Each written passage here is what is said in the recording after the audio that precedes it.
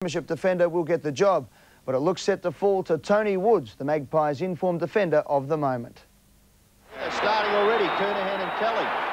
When Carlton and Collingwood meet, there hardly needs to be extra motivation to bring out a committed, tough performance from the players. Jones gets more, boundary line. Caught with the ball. You know that whenever you play Carlton, there's going to be a big crowd, and therefore it's quite a big game. But tomorrow at the MCG, 100 years of rivalry will be enhanced by the desperate fight for a final spot. I think it's a question of combining knowing how important it is and forgetting how important it is, really. The Magpies come off a bye. The Blues an upset loss to St Kilda, and David Parkin is looking to the likes of Silvani, Kernahan and Williams to show the way. Your better players almost always are responsible for taking you over the line as winners or losers.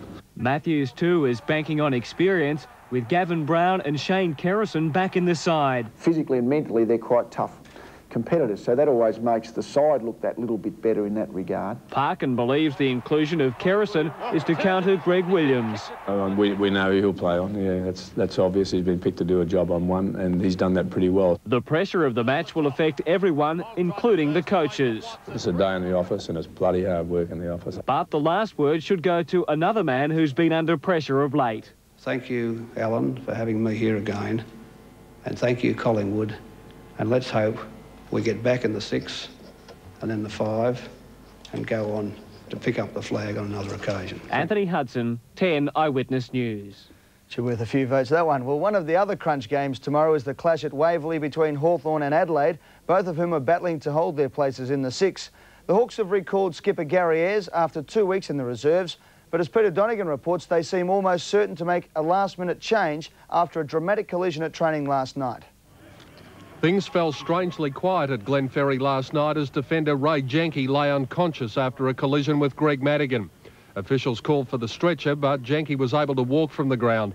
And although he was in last night's selected side, it seems almost certain that he'll be a last-minute withdrawal.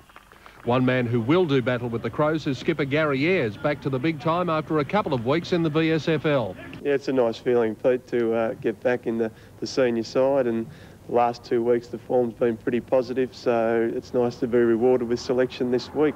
Ayres says the drama which has surrounded the Hawks during the week is water under the bridge for everyone, including Dermott Brereton. Dermott will cop like everything else he does on the chin, and he'll front up tomorrow, and I hope he really plays well, because it'd certainly be handy for us in the next couple of weeks. You're going to pay half Dermot's fine for him? No, I spoke to him during the week, he's all right. It's also likely to be a big day for spearhead Jason Dunstall, needing just 1 goal for his 4th AFL 100-goal season. But he's not losing any sleep over it. Having been in the situation a few times before, it makes it a little bit easier. I mean, it doesn't particularly bother me when it happens. It's going to happen at some stage, so once it's over and done with, well and good.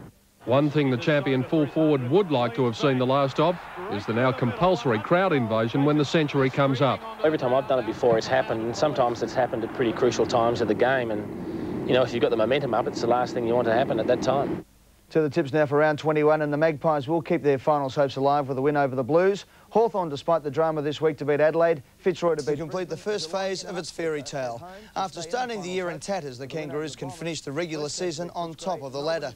Let's cross live to Stephen Quartermain at Arden Street, watching North Melbourne train. And Quarters, there's just one hurdle remaining in North Melbourne's way, isn't it? That's right, Ed. If North Melbourne is to finish on top of the ladder, it has to beat Footscray at the MCG on Saturday. And given the Bulldogs' great win over the Eagles last week, it's certainly not going to be an easy task. But one thing going for North Melbourne is its fate is in its own hands. No major injury worries down here. Anthony Rock, good news for him. He's been cleared of any major hamstring damage. In fact, he's running laps tonight. And I spoke to Rocky before training, and he said to me he can't believe his run of bad luck of late. Well, Anthony, you haven't had much luck, have you, over the past 6 weeks or so? No, that's right, Steve. Against Brisbane, I tore a ligament in the lower leg.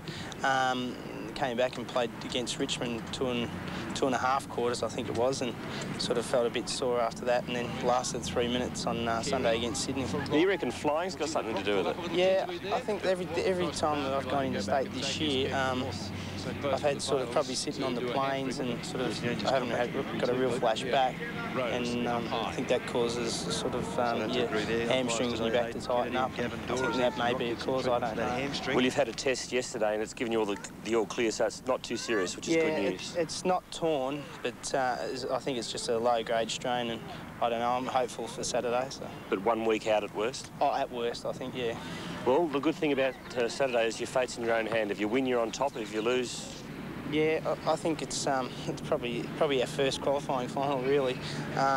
You know, we need to win to keep the top spot and to have the double chance. I mean, you know, that's the prize in itself, and I think that if we can beat Footscray, I think we're a very good chance for the final. So. We've got such a young side, and most of the guys haven't been there or getting excited. Well, I think probably there was about 3 weeks ago where everyone was probably a bit too excited about it. Hopefully it's a bit more low-key now, but I think everyone's starting to, you know, feel the nerves. Rover Anthony Rock. Well, spring's in the air, Ed. It's a fantastic time of year, isn't it, down here? Certainly is, Steve, and there's plenty of football to come in the next few weeks, that's for sure. Meantime, Geelong's late bid for the finals has suffered a double blow, as well as defender Tim McGuire's 2-match suspension by the AFL Tribunal. Coach Malcolm Blight was unable to attend training last night because of flu. Blight stayed away from the club again today, but hopes to be back at Cardinia Park tomorrow for the lead-up to Friday night's crucial match against West Coast. Ablett in front and a mark! It's not just Gary Ablett who's been pulling in the big marks in recent weeks as Geelong move towards a finals berth. But being acknowledged as the competition's informed side will count for nothing if the Cats can't defeat West Coast and rely on Collingwood to beat Adelaide. If you get an opportunity, perhaps things could go our way a little bit, but you've got to get that opportunity first, and we've got a big game on Friday night. While Coach Malcolm Blight is trying to throw off a case of the flu, the spirit amongst the players, which has been so prominent in the Cats' turnaround, continues. Just blokes believing in themselves and backing each other in and having a go. Caring a bit more, sharing, yeah. We seem to be training better and enjoying ourselves more. The loss of suspended defender Tim McGuire will hurt the Cats. Stephen O'Reilly has been earmarked as his replacement. A relaxing swim last night will be followed by a serious training tomorrow. A win in Perth last year has Cats officials confident of victory, and for the players, there couldn't be a better opponent. Yes, we are them a fair bit, so if we can even it up, because they've beaten us once this year, if we can get them back this year, it'll be really good. Having their own fate partly in somebody else's hands is a major frustration. But if the Cats do beat the Eagles, there's not much doubt what the players will be doing come Sunday afternoon. I think 4 o'clock would be, pretty good watching, waiting for Collingwood to do the right thing by us. Anthony Hudson, 10 Eyewitness News. Well, and Steve Paxman coming into the side at the expense of Zanotti. Oh!